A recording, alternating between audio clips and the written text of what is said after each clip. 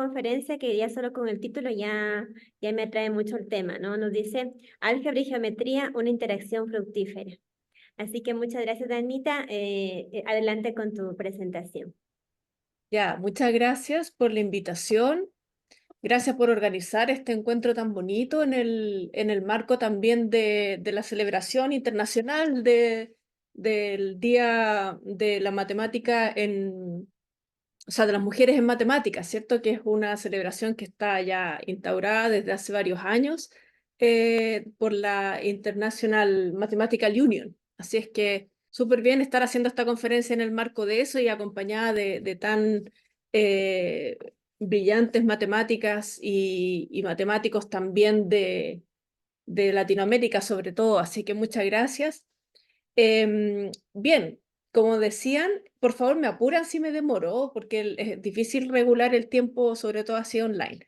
Y me pueden interrumpir también, y si no veo chat o algo así, por favor me lo dice, em, Claro, me interrumpen nomás. Sí, ya, muchas gracias. claro. Sí, bien, entonces voy a concentrarme, o sea, hay muchos ejemplos de la interacción virtuosa que hay entre álgebra y geometría y entre varias áreas de la matemática. Los resultados más bonitos aparecen cuando se mezclan áreas que tienen su propia independencia.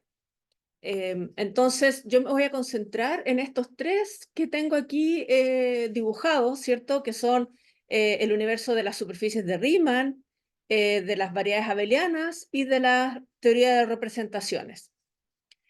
Entonces, voy a detallar algunas cosas de estos tres mundos y cómo se relacionan entre ellos, ¿ya? Entonces, empiezo con el de superficies de Riemann, aunque tuvieron una charla muy bonita de Milagros Izquierdo en particular, que habló ya de esto, así que voy a pasar más o menos rápido, pero para fijar el lenguaje lo voy a hacer. Entonces, una superficie de Riemann ya sabemos, ¿cierto?, que es un espacio topológico con ciertas condiciones técnicas como Hausdorff, conexo. A mí en particular me van a gustar las superficies de Riemann compactas, sobre todo para esta charla y que luce localmente como el plano complejo. Eso quiere decir que tiene un sistema de cartas, un abierto, U, y un homeomorfismo phi, y una colección de esas cosas, de tal forma que la unión de los abiertos da la superficie completa, y estos homeomorfismos satisfacen esta condición aquí de que lo que sucede en la intersección, ¿cierto? Que el cambio de cartas, decimos, es holomorfo o analítico. También sabemos que si tenemos una superficie de Riemann como superficie real, o sea, si cambiamos C y lo vemos como R2, es una superficie real diferenciable orientable, ¿cierto? La holomorfía de este cambio de cartas hace que si lo vemos como real, tenemos que las condiciones de Cauchy-Riemann implican que el jacobiano del cambio de coordenadas es positivo.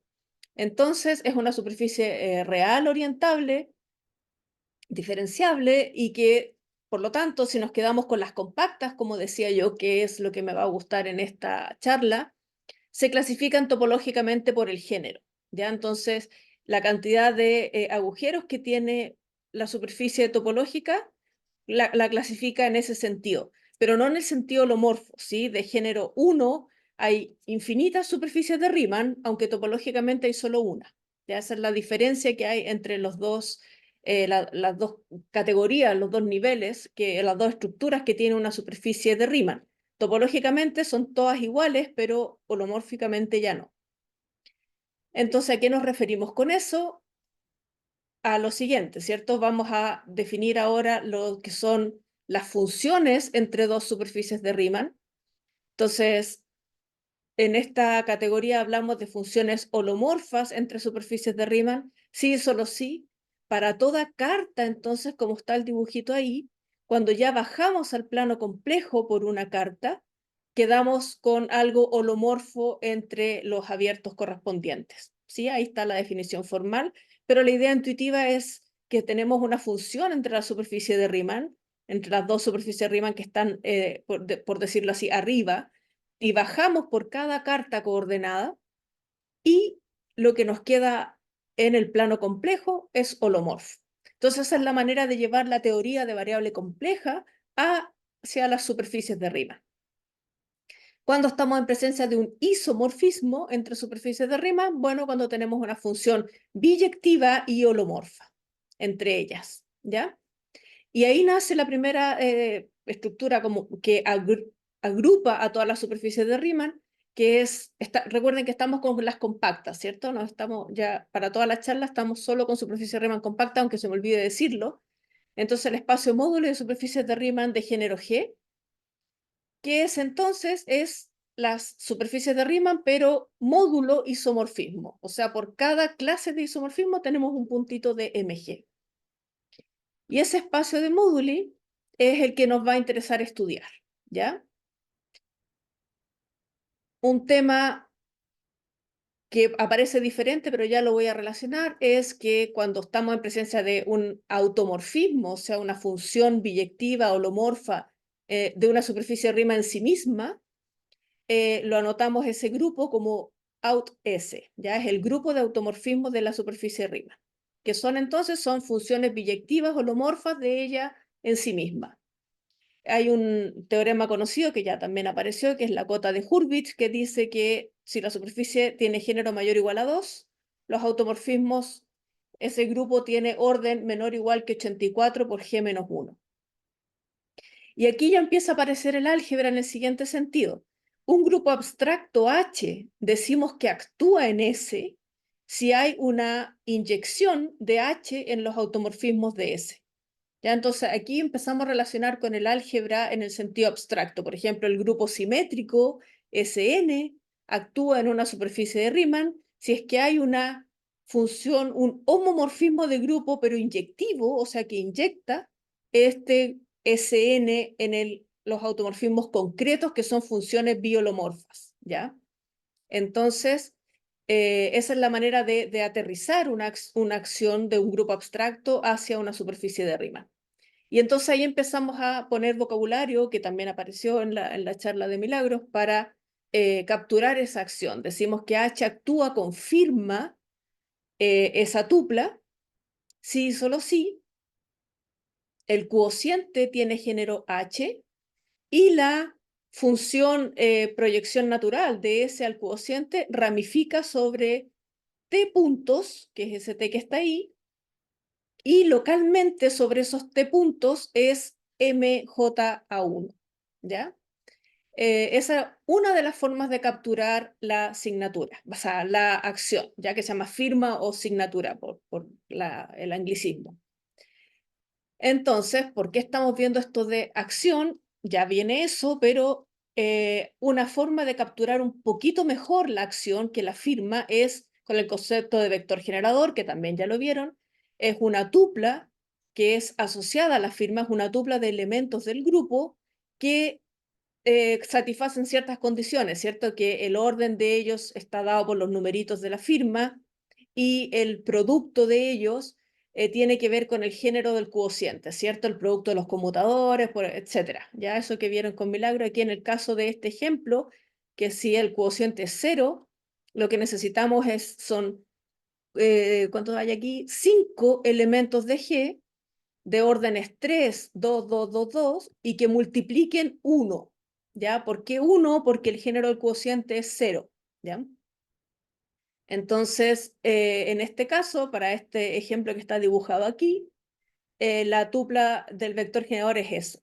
Ya así que existe una acción del grupo simétrico con esa firma porque hay un vector generador. Ya eso es un sí, solo sí. Y el conocer el vector generador nos permite desglosar qué es lo que pasa con los cubrimientos intermedios. Si cocientamos por solamente el B, que sería la transposición 1-2, digamos, lo que sucede es que nos quedamos con una superficie género 1 y con puntos marcados con un 2-2-2. Eso quiere decir que localmente esta proyección es 2-1. Y si cocientamos solamente por el A, nos quedamos con una superficie género 1 y 2 puntos de rama, ¿cierto? De valores de ramificación. Eso quiere decir que aquí es localmente 3-1. Y el cociente completo tiene esa firma, ¿ya? Y esto de la acción, ¿por qué nos interesa en este momento? Porque para género mayor o igual a 4 coincide con el lugar singular de esta variedad cuasi proyectiva que es el espacio de móduli, ¿ya? Entonces, las superficies con automorfismo no trivial constituyen el lugar singular de este espacio. Entonces, el álgebra nos viene a ayudar a describir variedad cuasi proyectiva que es el espacio de móduli, ¿ya? También Milagro lo vio desde el punto de vista del espacio de Teichmüller, diciendo que el espacio de móduli es el cociente del espacio de Teichmüller por el mapping class group, ¿cierto?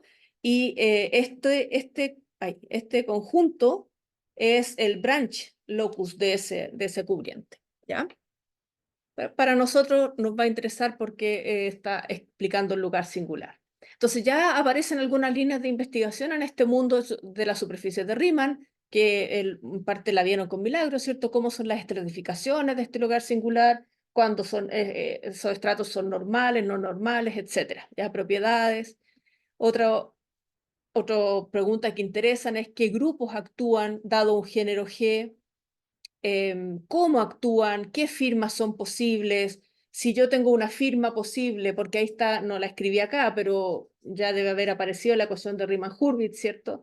Hay firmas posibles, pero a veces no hay vector generador para ese grupo. Entonces, ¿qué acciones son posibles? ¿Qué firmas son posibles? ¿Qué vectores generadores? ¿Cuántos diferentes hay? ¿En qué sentido los podemos diferenciar? Etcétera. Otra línea es cuándo se alcanza la cota de Hurwitz, ¿cierto? O sea, para qué géneros hay efectivamente una superficie de Riemann de ese género con 84 G-1 automorfismos, ¿ya? Se sabe que hay infinitas veces que se alcanza y hay infinitas veces que no se alcanza. Algunas están más descritas que otras, como por ejemplo la curva de Klein, que Milagros puso una foto muy bonita, ¿cierto? De la curva de Klein, la cuártica de Klein, que es de género 3, y alcanza los 168 automorfismos que debiera alcanzar en género 3, ¿cierto? 84 por 2. Pero en género 4 no se alcanza. No, 84 por 3 no hay una superficie de Riemann que tenga esa cantidad de automorfismos. Y así, se alcanza en género 3, en género 7, en género 14, y esas curvas tienen nombre y se han estudiado, pero todavía hay algunos géneros en los que no se sabe mucho más de las curvas de Hurwitz. Y así. Entonces, déjenme mostrar el género 1, que es un poco distinto, pero permite ver bastante bien. Una superficie de Riemann de género 1 es un toro complejo, se hace como C partido por un reticulado, ¿cierto? Que es un subgrupo discreto de los complejos. Uno se da cuenta rápidamente que lo puede normalizar y en realidad podríamos ponerlo derechito y esto estará así en el 1 y ese estará ahí en algún número complejo tau. ¿Ya? Es un reticulado, serían las combinaciones lineales enteras del 1 y el tau. ¿Ya? Y el tau con parte imaginaria positiva, porque si los tomo con parte imaginaria negativa, como tengo que hacer todas las combinaciones lineales enteras, es lo mismo que haberme quedado con el tau positivo. Entonces, todos los toros complejos de dimensión 1 o las curvas o las superficies de Riemann de género 1 se escriben como C cocientado con un reticulado.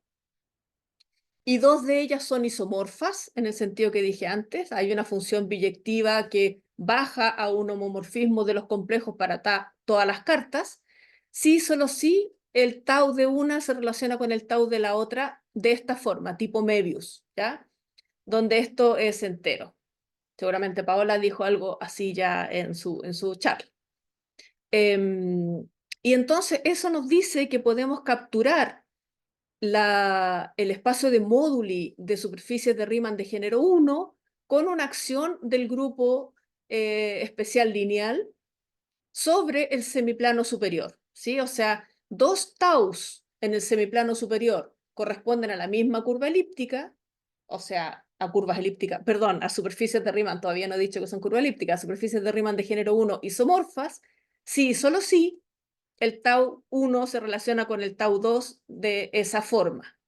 Y entonces uno estudia la acción, este dibujo lo tomé del libro de Ser, y se da cuenta que en el semiplano superior, entonces esto que está achurado es una región fundamental, ¿sí? La traslación en 1 lleva esta región a esta, y así sucesivamente, y la inversa hacia atrás, y la transformación S, eh, lleva en la región achurada a esta que está aquí entre medio, este como sector circular, y así sucesivamente. Entonces esta es una región fundamental, y acá a la izquierda tenemos cómo se identifican, ¿cierto? Porque los bordes se identifican por la transformación T, por ejemplo, los bordes verticales, y los bordes estos del semicírculo se identifican con la transformación S, ¿ya? Y estos puntitos que están destacados ahí son superficies de Riemann de género 1 con automorfismos, ¿ya?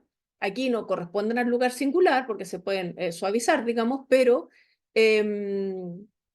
igual son destacadas, ¿cierto? Ahí está el toro que corresponde al reticulado 1i, por eso tiene un cuadrado, y ese es el toro que corresponde al reticulado 1 raíz sexta de la unidad, por eso tiene un hexágono, y se identifica con este de acá que corresponde a la raíz cúbica de la unidad, y finalmente ese sería el espacio de móduli de superficies de Riemann de género 1, ¿ya? Entonces en género 1, por lo menos por este lado, podemos decir bastante. ¿Qué más podemos decir en género 1?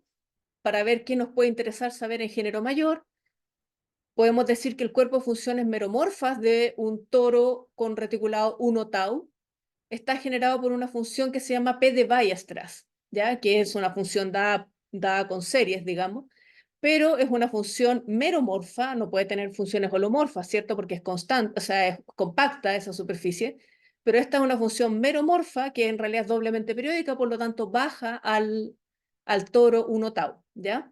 Y la derivada de esta función P de Weierstrass también es una función meromorfa, que se puede definir en el toro con reticulado 1 tau, y ambas generan el cuerpo de funciones, y más aún, meromorfas, ¿ya? Y más aún satisfacen esa ecuación que está ahí, ¿ya? Que la derivada al cuadrado es 4 veces la de Weierstrass al cubo por un A y un B, y estos A y B están dados en función de series del reticulado, pueden investigar, está en Wikipedia esta función P de Weierstrass, pero el punto es que ellas dos nos permiten hacer una inmersión del toro con reticulado 1 tau en el espacio proyectivo complejo, ya que está dada ahí, ¿sí? Entonces, si se dan cuenta, como tenemos la expresión algebraica de arriba, acabamos de poner al toro como una curva algebraica, ya como una variedad, como los ceros de un polinomio. ¿Cuál polinomio? Este polinomio que está ahí. Y cuadrado igual 4x cubo más ax más b, donde el a y el b dependen del tau, ¿ya? Entonces, todo toro complejo de dimensión 1 o toda superficie de Riemann de género 1 es una variedad, es una curva algebraica es una variedad de dimensión 1, o sea, una curva algebraica. Ahí, por ejemplo, les puse esa que es y cuadrado igual a x cubo menos x. Esa es una superficie Riemann de género 1, pero claro, la tenemos que compactificar, ¿cierto? Tenemos que pasar a un polinomio homogéneo, y hay que hacer un poco ahí de matemática para darse cuenta de que se tiene que ver como esto, ¿cierto? Pero si uno la dibuja en el plano real, se ve así como está ahí, lo hice usando Wolfram Alpha. Y si se fijan, claro, veo un círculo y veo esta cosa abierta. No sé si ven mi mouse, ojalá que sí, pero ven esta cosa abierta ahí a la derecha, que no se ve muy como el toro de arriba, ¿cierto? Pero si uno se imagina que tiene que compactificar esto, entonces va a haber un punto al infinito que cierra esta rama de la derecha, y entonces habrían dos circulitos. Y claro, si yo estoy viendo aquí real es porque estoy cortando con un plano el toro y se ven esos dos circulitos el rojo y el que estaría acá opuesto, que es el que se abre, porque no la veo compacta aquí en este caso, ¿ya?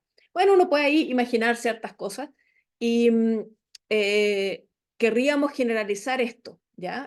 Todo lo que dije antes, lo del módulo y lo de que son algebraicas, etc. Entonces pasemos a género mayor. Entonces, bueno, una variedad es un objeto geométrico que puede ser descrito como ceros de polinomios, ya en algún espacio. A nosotros nos van a gustar los ceros de polinomios homogéneos, en el espacio proyectivo de alguna dimensión n, ¿ya? Entonces, es verdad también, igual como en el toro que les mostré antes, que toda superficie de Riemann es una variedad de dimensión 1, o sea, es una curva algebraica, ¿sí? Eso es cierto también, aunque la demostración es un poco más, con más trucos o más complicada que la de, que ahí les pude decir con lo de la P de Weierstrass, digamos, pero también es cierto que es una curva algebraica toda superficie de Riemann, ¿ya? En algún proyectivo que puede ser de dimensión mayor.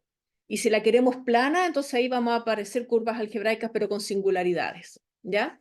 Pero si bien se generaliza eso, quizás se me fue decir, pero el toro, como es C partido por un reticulado, es un grupo, ¿sí? Porque C es un grupo, bueno, es un grupo abeliano, y este es un subgrupo, o subgrupo normal, digamos, porque C es abeliano, entonces esto es un grupo, ¿sí? Es el grupo cuociente. Pero en las superficies de Riemann de género mayor, sí se copia que son curvas algebraicas, pero no se copia que es un grupo, ¿ya? Eso también es algo simpático que pueden buscar, ¿cierto? Que la estructura de grupo se ve más o menos fácil cuando uno lo ve como C partido por un reticulado, porque se va a sumar por clase de equivalencia nomás. Pero en en la versión de curva algebraica ya no se ve tan fácil la suma y hay una construcción geométrica bien bonita que muestra cómo se puede sumar en el contexto de curva algebraica, de curva elíptica se llama, en las de género 1, ¿sí? Bueno, entonces en género mayor se copia bien que es una curva algebraica, pero no se copia bien que es un grupo. Entonces, Abel y Jacobi, de forma independiente, digamos, descubrieron o construyeron una variedad de dimensión mayor, pero que sí es un grupo y que contiene a la curva algebraica, a la superficie de Riemann con la que ustedes comienzan, y que es una variedad, ¿ya? Entonces, que esa es la que se llama la variedad jacobiana, ¿ya? Entonces, la variedad jacobiana de una superficie de Riemann se asocia de manera biunívoca, digamos, o sea, si tenemos la superficie de Riemann, tenemos la jacobiana, y teniendo la jacobiana, uno moralmente, porque no es fácil, pero podría recuperar la superficie de Riemann, ¿ya? Entonces, ¿y qué es lo que es esta variedad jacobiana? Es un toro también, o sea, es C partido por un reticulado, pero pasando a dimensión mayor, es C a la G partido por un reticulado dentro de C a la G, ¿ya? Entonces tenemos esos dos caminos de generalización, o aumentando el género, que pasamos a superficies de Riemann compactas, que son curvas algebraicas, pero no son grupos, y la otra generalización del toro es, en vez de hacer C a la G, y estos dos mundos se relacionan, ¿ya? Entonces, vamos primero al mundo del C a la G, que es lo que es un toro complejo, entonces ahora de dimensión G, es un G espacio vectorial V, cocientado con un reticulado, o sea, un subgrupo discreto de rango 2G, o sea, algo como Z a la 2G, los enteros a la 2G, que está dentro del B. Y hacemos el cociente igual como se hacía en dimensión 1, ¿cierto? Dos vectores del B están relacionados y solo si su diferencia pertenece al reticulado, ¿ya? Ahora no podemos hacer esa identificación tan rápida que hicimos acá como este dibujo, ¿cierto? Porque aquí es lo mismo, ¿cierto? Este es C, solo que es de dimensión 1, así que ya puedo dibujar C, y el reticulado es este que tengo dibujado aquí con los puntitos, ¿cierto?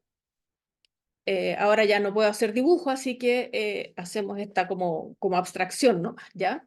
Entonces, una variedad abeliana es un toro complejo, o sea, V partido por L, pero que también es una variedad proyectiva, ¿ya? En dimensión 1, todos, por esto de la P de Weierstrass que le conté, todos son curva algebraica, todos son variedades proyectivas, pero en dimensión mayor ya no es verdad. No todos los toros complejos son proyectivos, se pueden inversar en un proyectivo.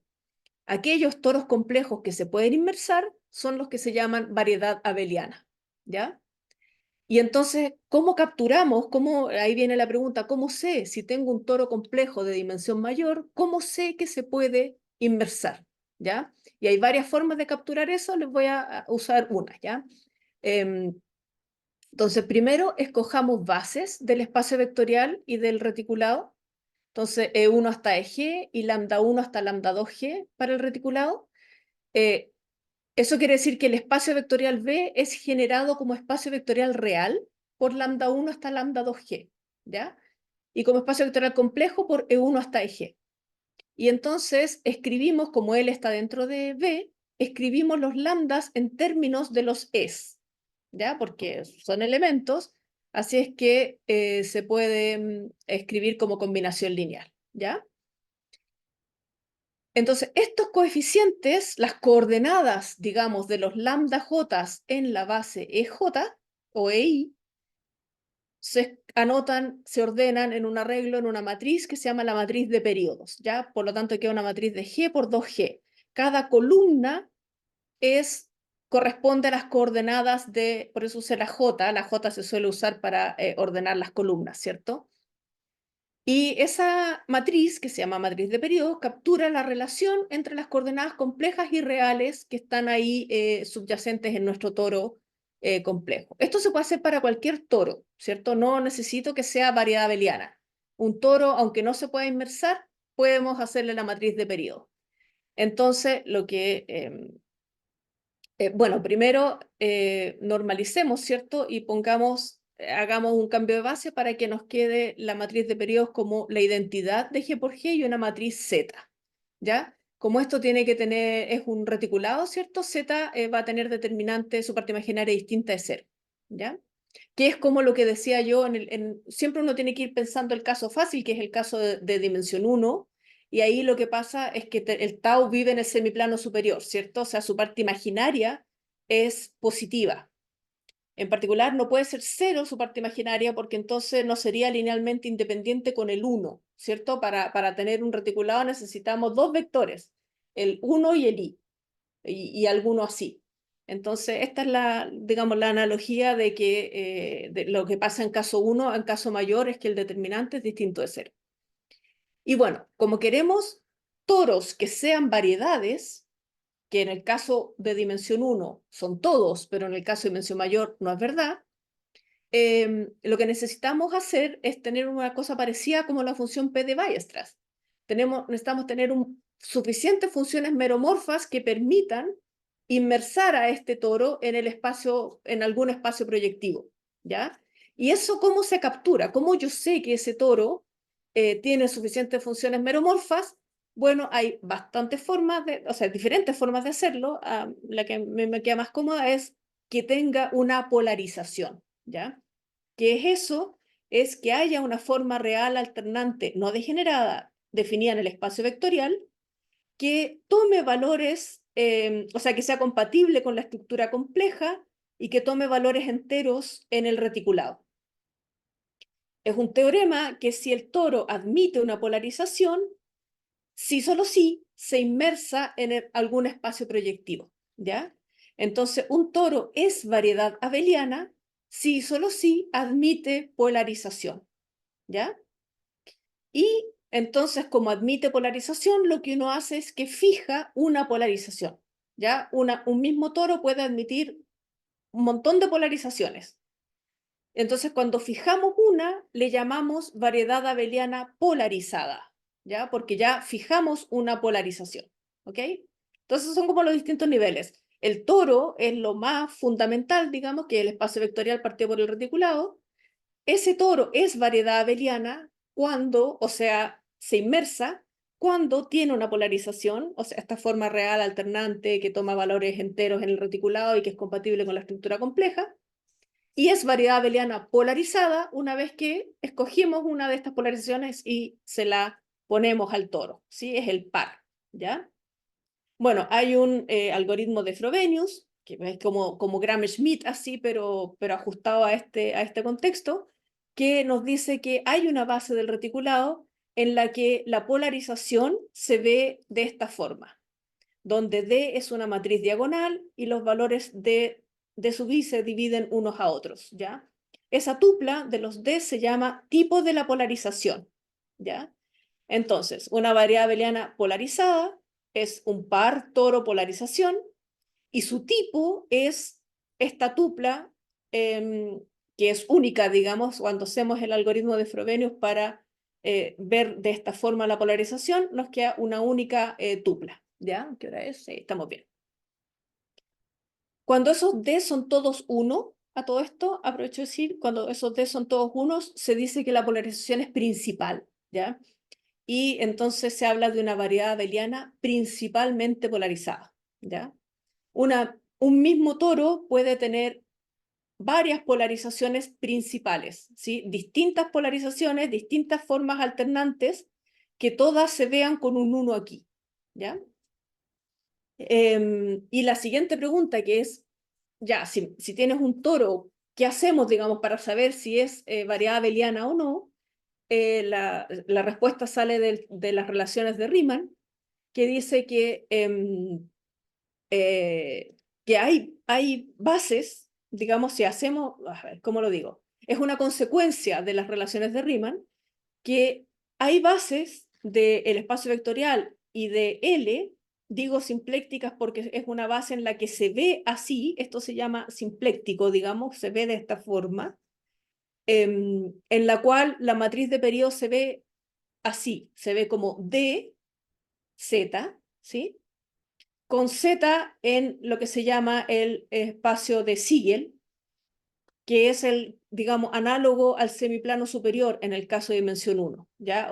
Pues, esta M es una Z, ¿ya? Perdón. ¿Sí? Lo corrijo, ¿lo corregir o no? Voy a ponerlo rojo y aquí esta es una Z. Entonces, ahí, perdón. ¿Ya? Entonces, em, eh, ahí, ya. Entonces,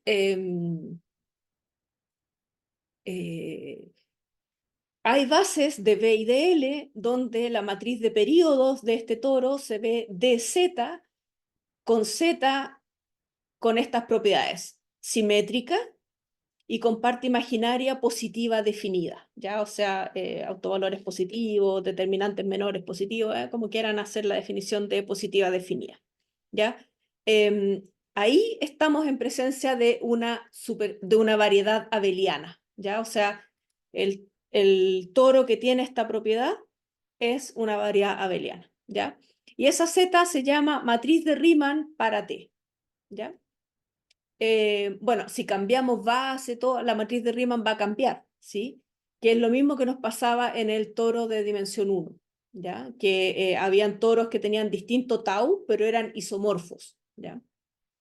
Bueno, ¿cuáles son las funciones que a uno le interesan entre variedades abelianas? Se llaman isogenias, ¿ya? Entonces, dos toros en realidad, porque no necesitamos la polarización todavía, dos toros y una función entre ellos se dice isogenia. Entonces, si preserva la estructura que tienen estos toros, pues lo primero es que son grupos, ¿sí? Porque son cocientes de un grupo abeliano y un reticulado, ¿cierto? Entonces son grupos. Entonces, si quiero que haya algo con sentido entre ellos, lo primero es que tengo que pedir es que es un homomorfismo de grupos. Como además tienen estructura compleja, porque aquí tenemos variable compleja, ¿cierto? Entonces quiero que sea analítico, ¿ya? Entonces nos gustan los homomorfismos analíticos, ¿ya? ¿Y quiénes son las isogenias? Son aquellos que son sobreyectivos y de núcleo finito, ¿ya? Eso es lo que se llama isogenia. Los homomorfismos analíticos son demasiados, entonces los restringimos un poquito, nos gustan los sobreyectivos con núcleo finito. En ese caso, se puede demostrar que ambos toros tienen la misma dimensión, o sea, G1 es igual a G2, ¿ya? Nos vamos a quedar con esos homomorfismos de toros, ¿ya? Los sobreyectivos y de núcleo finito. ¿Qué pasa en términos de base entonces en ese caso? En ese caso pasa que si tenemos la matriz de periodos de un toro y la matriz de periodos del otro toro, hay matrices A y R que satisfacen esta relación que está ahí, ¿ya? ¿Por qué pasa eso? Porque hay una isogenia entre ellos. Entonces, la matriz A se llama representación analítica de la isogenia y la matriz R se llama representación racional de la isogenia, ¿ya? Y esa ecuación se llama ecuación de Hurwitz, ¿ya? Entonces, como la isogenia tiene núcleo finito, cuando ese núcleo es trivial, digamos, hablamos de isomorfismo entre las variedades abelianas, ¿ya? Entonces, si estamos en presencia de un isomorfismo, sí y solo sí, la matriz A es invertible y la matriz R es simpléctica, ¿ok? Aquí me quedé por simplicidad con las principalmente polarizadas. Eso quiere decir que esta D que está aquí son puros 1 y ese es el grupo, esa es la forma simpléctica usual, ¿cierto? Cuando uno habla de una forma simpléctica es porque tiene esa representación matricial, ¿ya? Y entonces el grupo simpléctico es el grupo de matrices de 2G por 2G que M traspuesta esa JM es igual a J, ¿sí? El grupo simpléctico usual. Entonces, si no nos quedamos con las principalmente polarizadas, entonces aquí yo tendría que poner una D, ¿sí? Un simpléctico que conmuta, digamos, en ese sentido con la traspuesta, pero con una forma simpléctica con una D. Por simplicidad, quedémonos con las principalmente polarizadas de ahora en adelante. Ya esas D son todos unos, por un rato, porque después vamos a tener que cambiarnos a cualquiera. Entonces, estas dos variedades abelianas principalmente polarizadas son isomorfas. Sí, solo sí, hay matrices invertibles, digamos, A y R simpléctica más encima, que hacen que esta ecuación se cumpla. Ya esa ecuación se llama ecuación de Hurwitz. ¿Y quién es el espacio de móduli ahora de variedades abelianas principalmente polarizadas? De dimensión G, entonces, y es análogo a lo que les mostré del móduli de género de dimensión 1, pero ahora en vez de ser el SL2Z, el que actúa es el SP2, el simpléctico, ¿ya? Y entonces se hace la acción del simpléctico sobre el espacio de Siegel y quedamos con el espacio de móduli de variedades abelianas que va a tener dimensión G por G más 1 medios, ¿ya? Porque son matrices simétricas y simétricas de tamaño G, ¿cierto? Entonces el espacio de matrices simétricas de tamaño G tiene dimensión G por G más 1 medio, ¿cierto? Uno tiene libertades de la diagonal hacia arriba o hacia abajo, digamos, pero una sola mitad para mover los coeficientes. Entonces, ese es el espacio de móduli. Y un par de definiciones más antes de pasar a mezclar las cosas, ¿cierto? Primero necesitamos hablar de subvariedad para lo que les quiero contar. Entonces, ¿qué es lo que es una subvariedad abeliana de una variedad abeliana T? Entonces necesitamos un subespacio vectorial del V y un subreticulado de el L, ¿ya? Un reticulado, pero que pertenezca, o sea, que esté contenido en eso, ¿ya? Y esa sería una subvariedad abeliana. ¿Y de dónde sacamos la polarización para esa sub? Bueno, tomamos la polarización del ambiente y la restringimos a ella, ¿ya? Entonces, esa es una subvariedad abeliana. Y una variedad abeliana se dice simple cuando las únicas subvariedades abelianas que tiene son ella misma y el cero, ¿sí?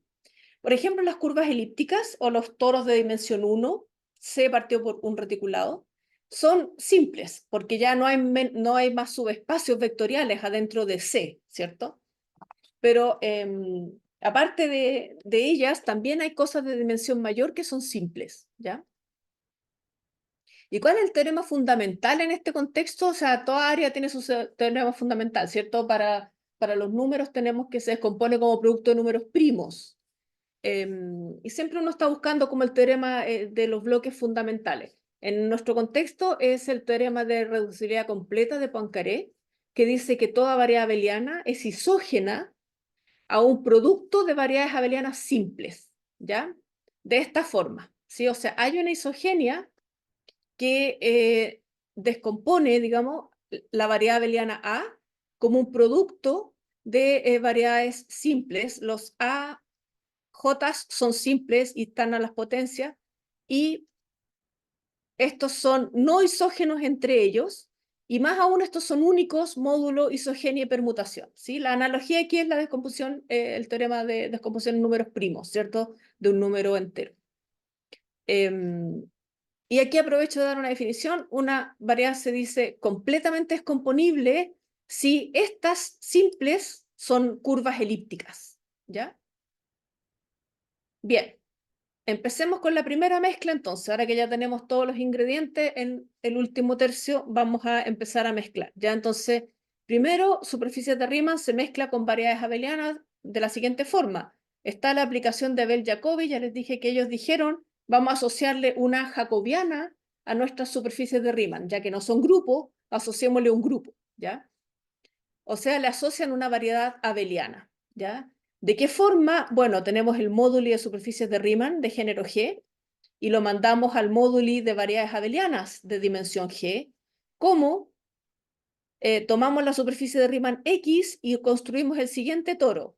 Ya aquí tomamos, lo importante es que hay un espacio vectorial asociado a la superficie de Riemann, que es el espacio de las formas diferenciales, el dual de ese espacio, y hay un reticulado asociado a la superficie de Riemann, que ese quizás se puede ver un poco mejor aquí, en el dibujito que tengo de dimensión 1. Este es el reticulado, ¿sí? Es el H1, ¿sí? Es el primer grupo de homología de la superficie de Riemann. Ese reticulado tiene rango 2G, ¿sí? Según la cantidad de agujeros, la cantidad de curvas que podemos hacer alrededor, ¿sí? Entonces, lo que se dieron cuenta es que tenían un reticulado natural de rango 2G y un espacio vectorial natural de dimensión G. Por lo tanto, podían hacer un toro, ¿sí? De dimensión G. Y resultó que, como en el H1 uno tiene un producto de intersección entre curvas, digamos, que se extiende al espacio vectorial, es una variedad abeliana y más encima es principalmente polarizada, ¿cierto? Y esta jacobiana, entonces, es una variedad abeliana principalmente polarizada, y esta aplicación, la aplicación de Abel-Jacobi, es inyectiva, ¿ya? O sea, es 1 a 1, ¿ya? No es sobreyectiva, ¿sí? Esa es una buena pregunta.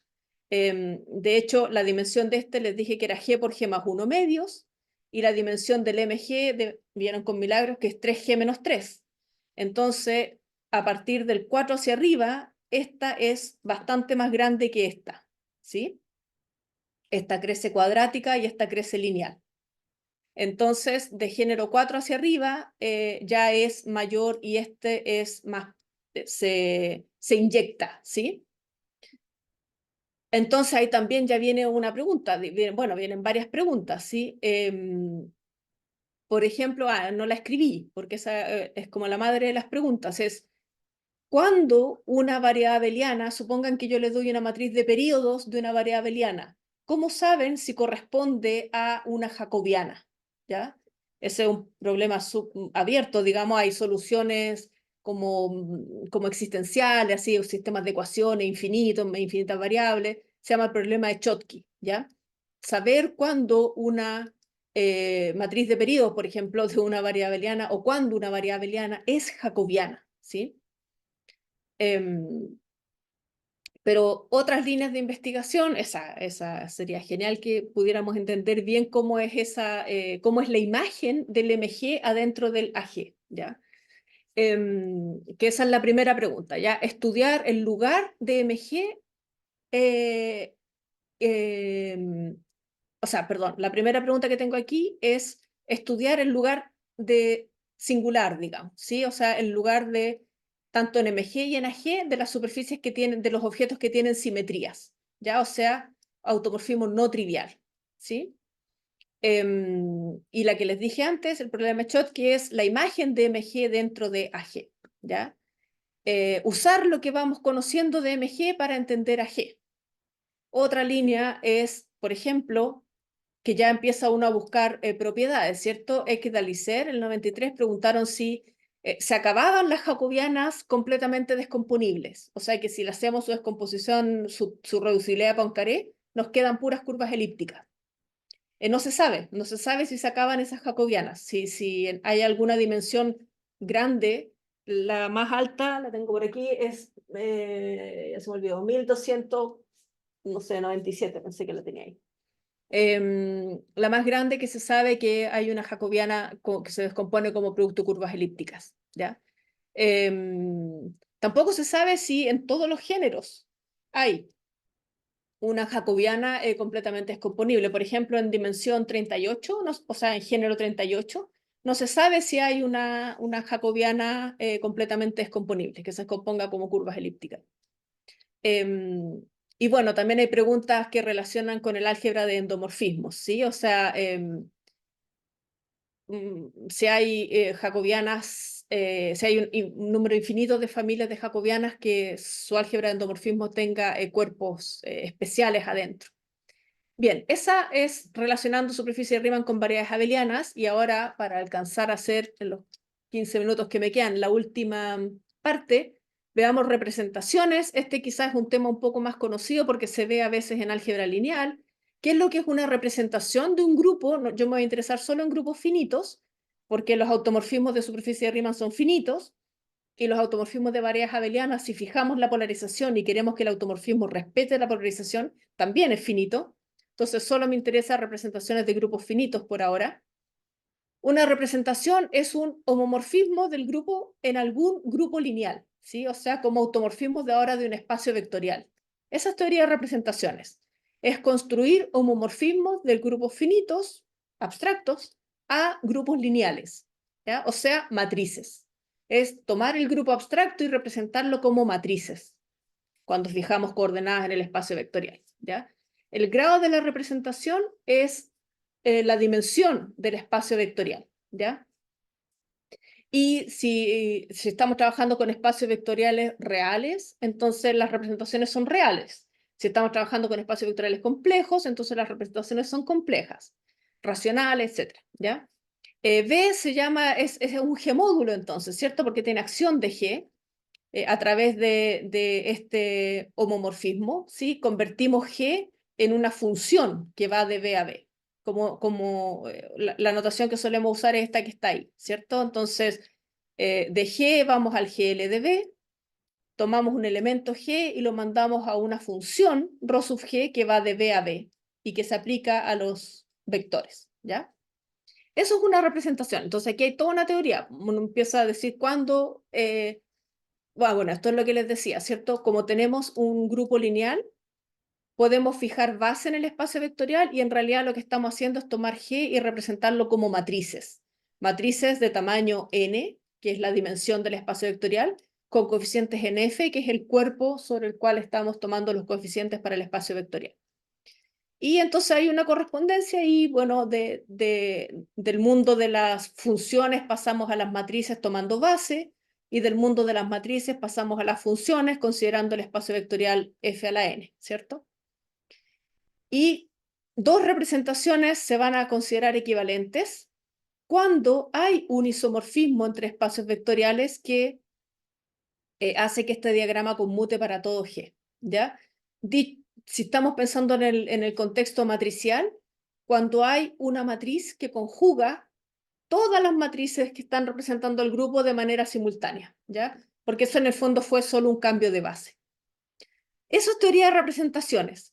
Y ahí también tenemos una idea de fundamental, ¿cierto? Que es cuando vamos a hablar que el G-módulo es irreducible si no hay G-submódulos aparte de los triviales. O sea, el espacio vectorial puede tener subespacios vectoriales no triviales, pero esos subespacios ya no tienen la acción de G, ¿ya? Ahí hablamos de que la representación es irreducible. Entonces no quiere contar representaciones irreducibles. Ya, por ejemplo, se sabe un teorema que sobre los complejos hay tantas representaciones irreducibles, módulo equivalencia, como clases de conjugación de elementos tiene el grupo, ¿ya? Entonces, ahí ya empieza a darse cuenta que hay una relación entre la estructura del grupo y los homomorfismos que hayan de ese grupo a espacios vectoriales, ¿ya? Y G tiene tantas representaciones irreducibles racionales como clases de conjugación de subgrupos cíclicos, ¿ya? Entonces la estructura del grupo también captura las representaciones si vamos cambiando el cuerpo, ¿ya? Eso es teoría de representaciones y es un área de investigación en sí. De hecho, no hay tanta claridad sobre cómo contar representaciones enteras o cómo contar representaciones simplécticas, ¿ya? Esa ya es materia de teoría de representaciones. ¿Y cómo nos relacionamos teoría de representaciones con superficies de Riemann? Bueno, se relaciona, por ejemplo, uno podría preguntar qué representaciones del grupo abstracto, cuando tenemos un grupo actuando en una superficie, recuerden que eso significaba que G se inyecta en los automorfismos analíticos de la superficie.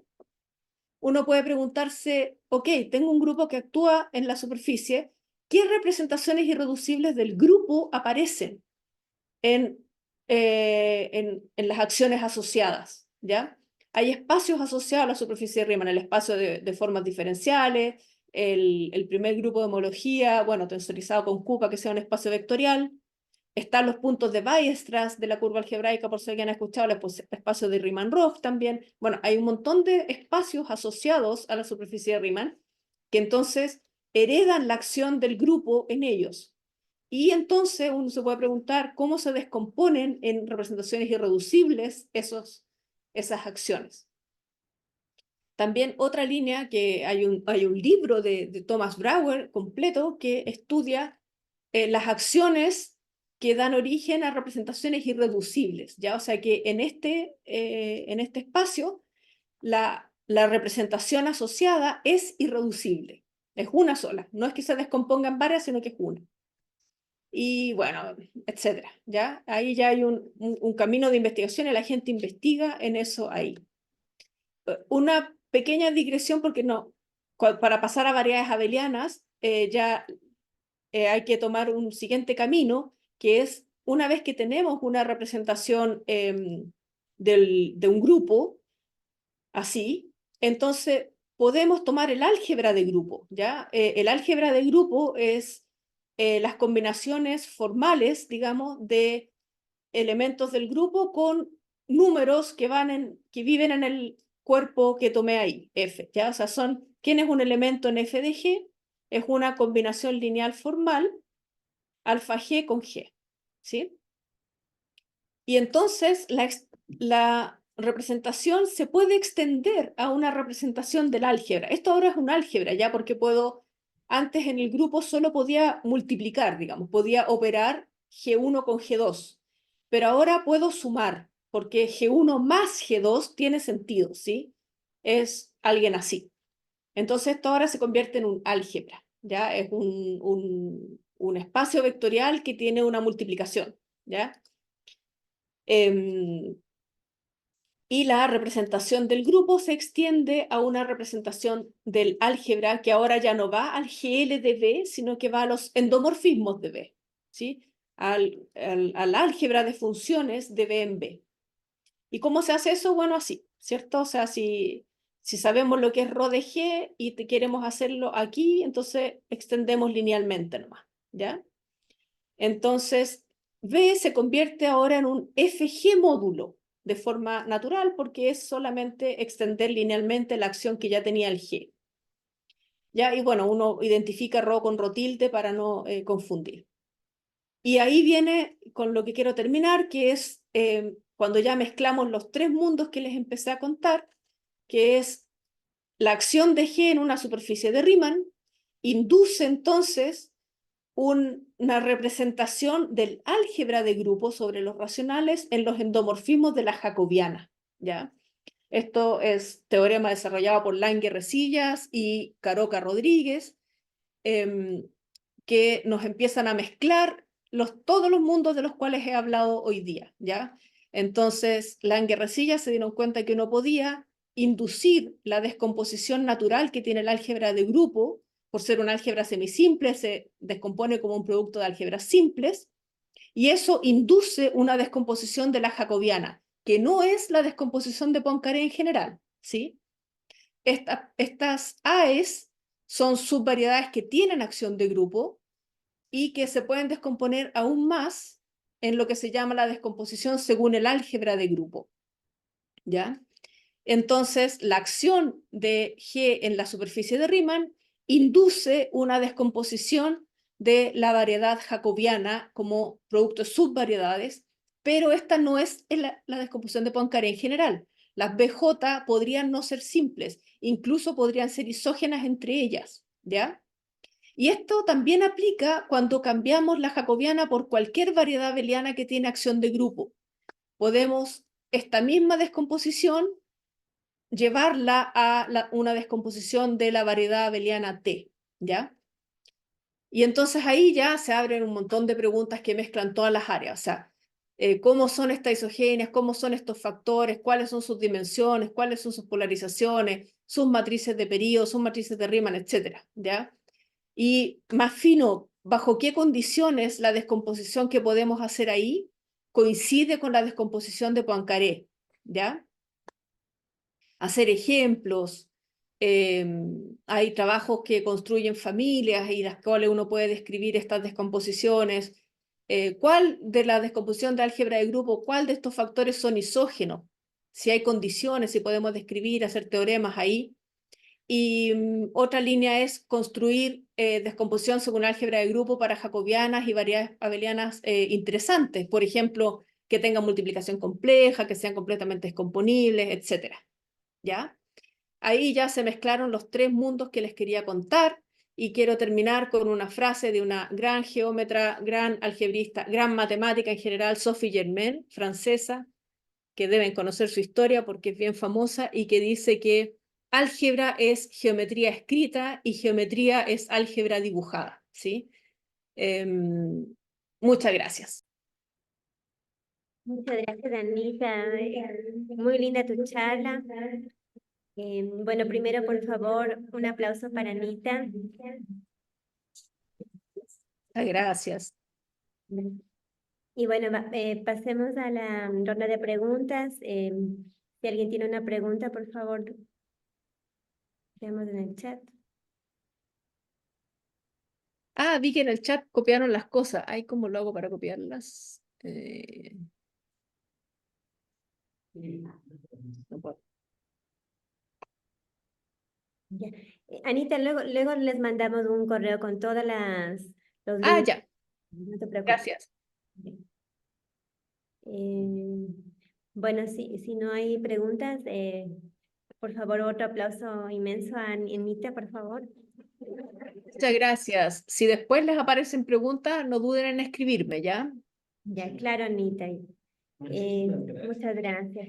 Muchas gracias. Gracias por la invitación, que les vaya Aceptar la muy bien. invitación. Gracias, un buen día. Hasta Nos luego. vemos. Adiós. Bueno.